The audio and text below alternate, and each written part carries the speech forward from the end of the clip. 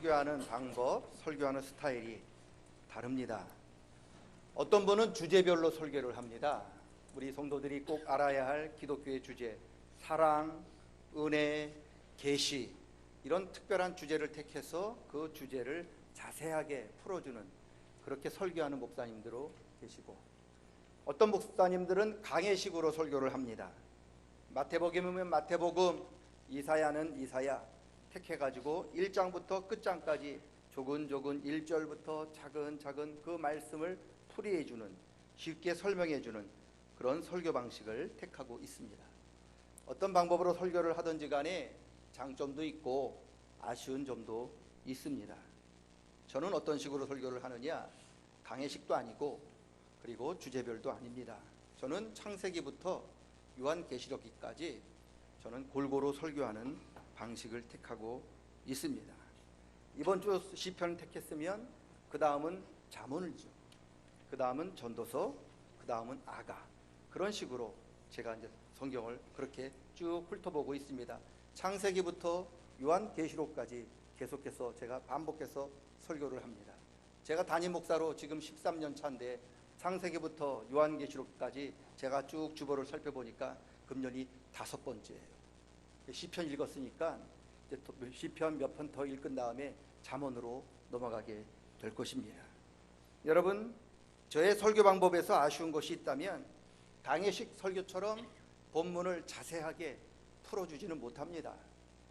주제별 설교처럼 여러분이 꼭 알아야 할 그런 주제에 대해서 제가 자세하게 설명해 주지도 못합니다. 그래서 제가 이것을 보완하기 위해서 수요 예배 때는 지금 마태복음 1장부터 차근차근 병행하고 있습니다.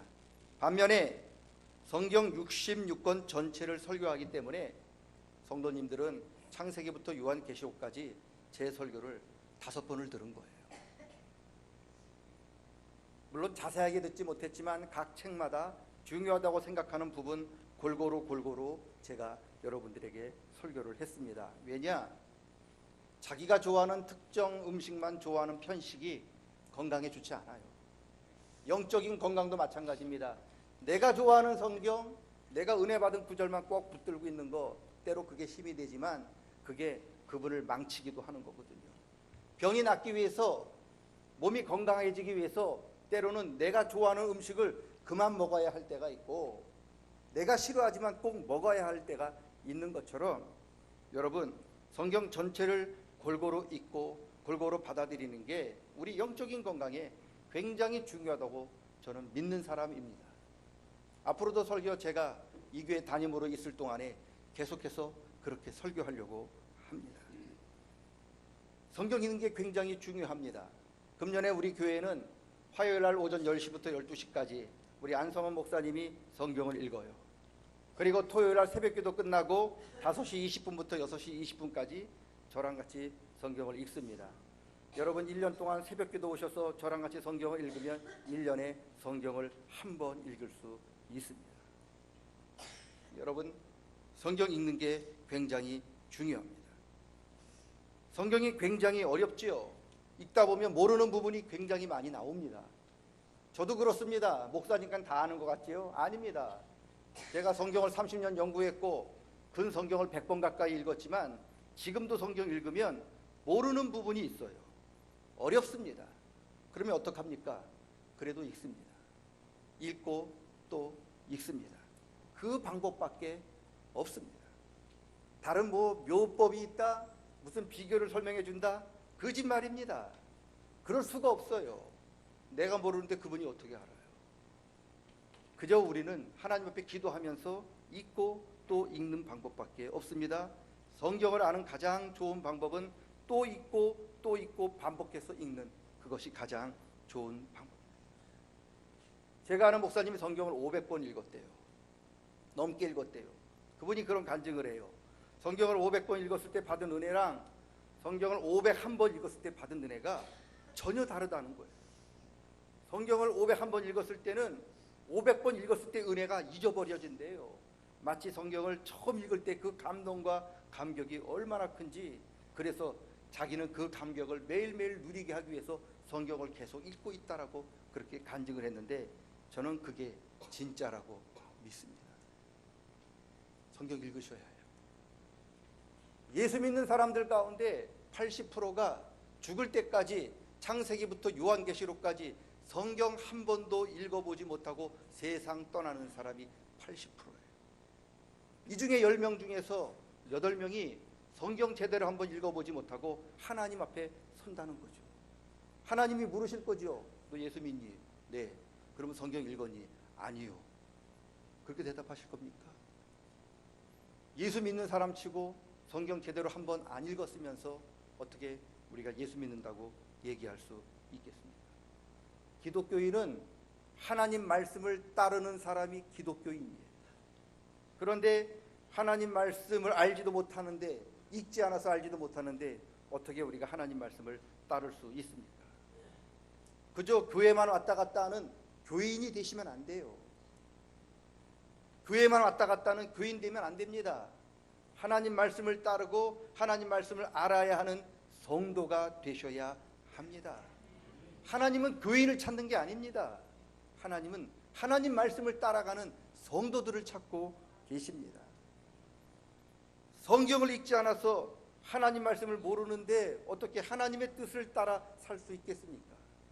그래서 무슨 중요한 결정을 할 때 하나님 말씀을 모르기 때문에, 하나님이 나에게 원하신 뜻을 모르기 때문에 자기도 모르는 사이에 자기 뜻, 자기 소견, 자기 경험을 따라 우리가 어떤 일을 선택하고 결정할 때가 굉장히 많아요. 그리고 반드시 후회합니다. 그러지 마십시오. 어떤 중요한 인생의 결정이 있을 때 하나님이 나에게 원하시는 그 길이, 하나님이 진정 나에게 원하시는 것이 무엇인지 알고자 한다면 하나님께 물어야 되고 하나님의 뜻을 구해야 되고 하나님의 뜻을 따르셔야 합니다. 그래서 성경을 읽으셔야 합니다.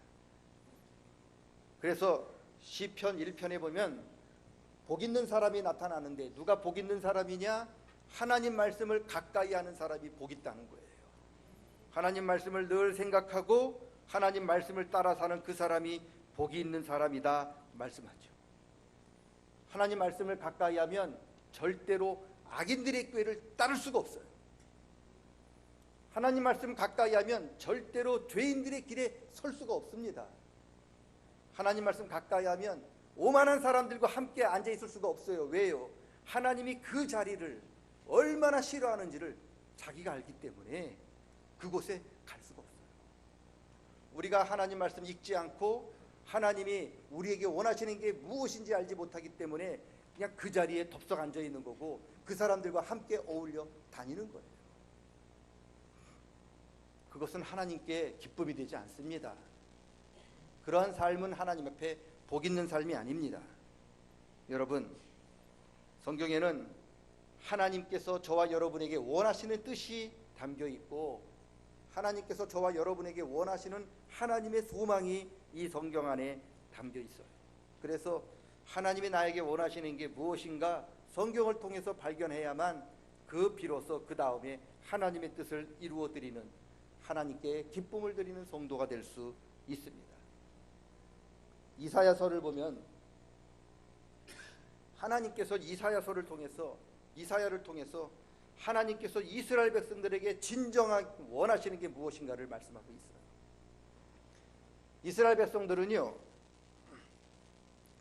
이스라엘 백성들에게 하나님이 원하시는 뜻이 있었는데 그게 뭐냐? 하나님께서는 이스라엘 백성들이 성전에서만 예배하고 성전에서만 거룩한 삶을 살아가는 게 아니라 세상 밖에서, 성전 밖에서 이스라엘 백성들이 공의를 행하고 하나님의 자녀답게 살아가기를 원하셨어요. 그게 하나님이 이스라엘 백성에게 원하시는 뜻이에요. 그런데 이스라엘 백성들은 그렇게 생각하지 않았습니다. 세상에서 죄짓고 억만장창 살더라도 성전 안에 들어와서 소를 가지고 들어와서 양을 가지고 들어와서 하나님께 제물을 바치면서, 하나님, 내가 세상에서 엉망으로 살았는데 내가 소와 양을 제물로 바치오니 이거 받으시고 내 죄를 용서해 주십시오. 그렇게 살면 되는 줄 알았거든요. 이런 이스라엘 백성들에게 하나님께서 이사야를 통해서 뭐라고 말씀하시느냐?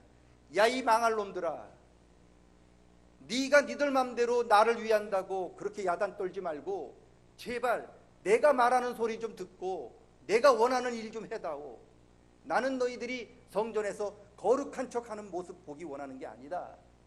세상에서 성전 밖에서 너희가 하나님 자녀답게 살아가는 모습을 보기를 원한다. 그러니 성전에서 거룩한 척하는 그 모습 그대로 세상에서 거룩한 삶을 살아라. 이게 내가 원하는 거다. 너희들이 그렇게 살아야 너희가 가져온 소와 너희가 가져온 그 양을 내가 기쁘게 받을 게 아니냐. 그렇게 말씀하고 있는 거죠. 왜 이런 일이 벌어지느냐? 이스라엘 백성들이 하나님 말씀을 듣지 않았기 때문에 그래요. 그저 자기들 소견, 자기 짐작대로 하나님이 소 드리면 기뻐하실 거야, 하나님이 양 드리면 좋아하실 거야, 그렇게 착각하며 살았다는 거예요. 저와 여러분도 마찬가지죠. 우리가 하나님 말씀 읽지 않고 하나님 말씀 제대로 듣지 않으면 이스라엘 백성들처럼 자기 마음대로 자기 생각대로 하나님을 섬긴다는 거예요. 그거 하나님 좋아하시지 않습니다. 하나님 말씀 가까이 하셔야 하나님 뜻을 깨닫게 되고 하나님 뜻을 이루어 드려야 하나님께 기쁨이 되고 하나님께 복 있는 사람이 됩니다.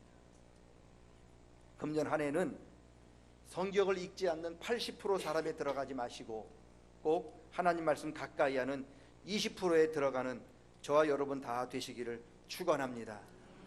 반드시 하나님이 물으십니다. 여러분 심판대에 섰을 때 반드시 하나님이 물으셔요. 너 성경 읽었니 안 읽었니? 물으십니다. 그때 한 번도 못 읽었는데요. 그렇게 대답하시면 안 됩니다. 좋은 상밖에 틀렸습니다. 반드시 하나님 말씀을 가까이 하는 저와 여러분 다 되시기를, 금년 한 해 꼭 성경을 읽을 수 있기를 주의 이름으로 간절히 축원합니다. 이게 복 있는 사람 첫 번째죠. 오늘 시편 42편을 통해서 또 다른 복 있는 사람이 누구인가를 말씀하고 있는데, 시편 42편은 복 있는 사람을 누구라고 부르고 있느냐? 목마른 사슴이 시냇물을 찾기에 갈급한 것처럼 하나님 말씀에 목말라 하는 사람이 복 있다는 거예요. 하나님 말씀 찾기에 갈급한 사람이 복 있는 사람이래요. 여러분, 하나님 말씀에 목마른 사람이 복 있어요. 마태복음 5장, 6장, 7장을 산상수훈이라고 불러요.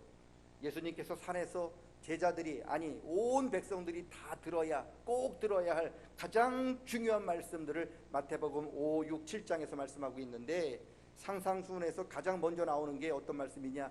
팔복이죠. 8가지 복 있는 사람이 나오는데, 그 8가지 복 있는 사람 가운데 한 사람이 누구냐? 의에 줄이고 목마른 사람은 복 있다. 하나님 말씀에 목말라 하는 사람, 하나님 말씀에 갈급해하는 그 사람, 복 있는 사람이라는 거예요.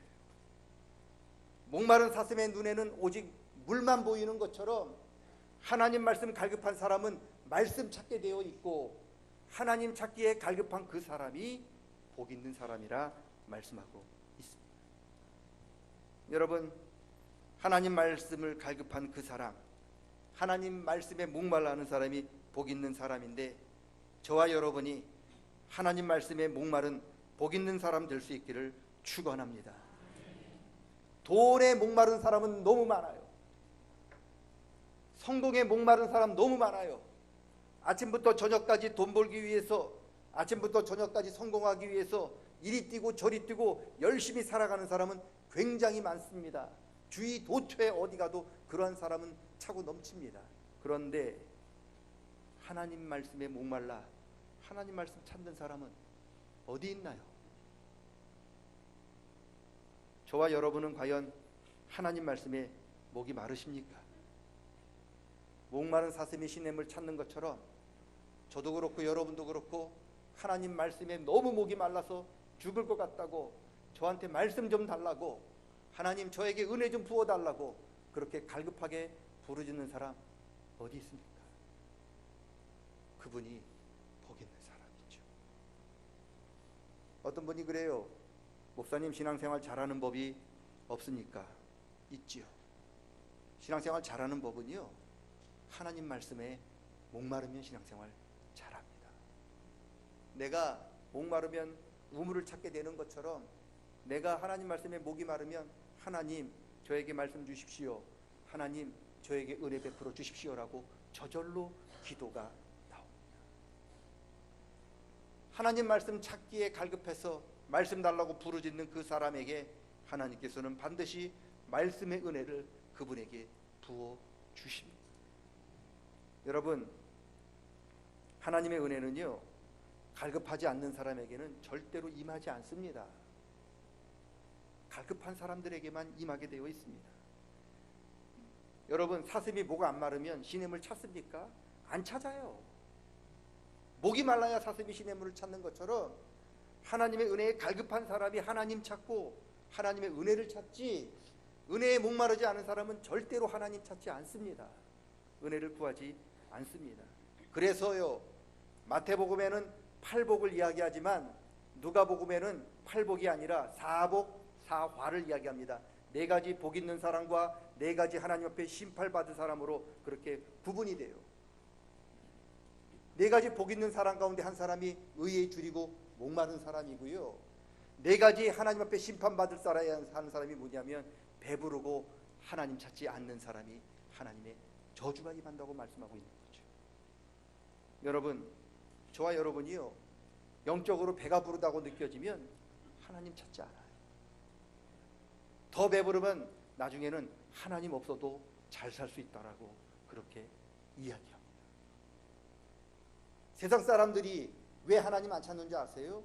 저분들은요, 배부른 거예요. 영적으로 하나님 없어도 살 수 있다라고 그렇게 믿기 때문에 하나님 안 찾아요. 근데 우리는 다르지요. 우리는 하나님의 은혜가 없으면, 하나님이 우리를 붙들어 주시지 않으면 우리는 살 수 없는 존재라는 것을 너무나 잘 알고 있기에 우리는 하나님을 찾고 하나님의 은혜를 부르짖는 것입니다. 세상 것에 목이 마르고 세상 것을 얻기에는 갈급해하면서 영적으로 만족하게 생각하면 더 이상 은혜를 구하지 않습니다. 그러시면 안 돼요. 그건 복 있는 사람이 아닙니다.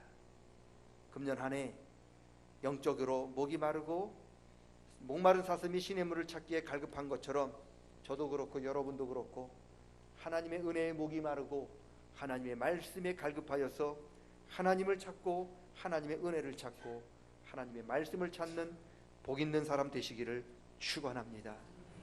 그러면 복은 저절로 따라옵니다. 여러분이 갈급해서 하나님 말씀 찾으면 복은 하나님이 덤으로 주시는 거지요. 복을 찾을 필요가 없어요. 복은 하나님이 주시는 은혜예요. 그러니까 우리는 갈급해 하시면 됩니다.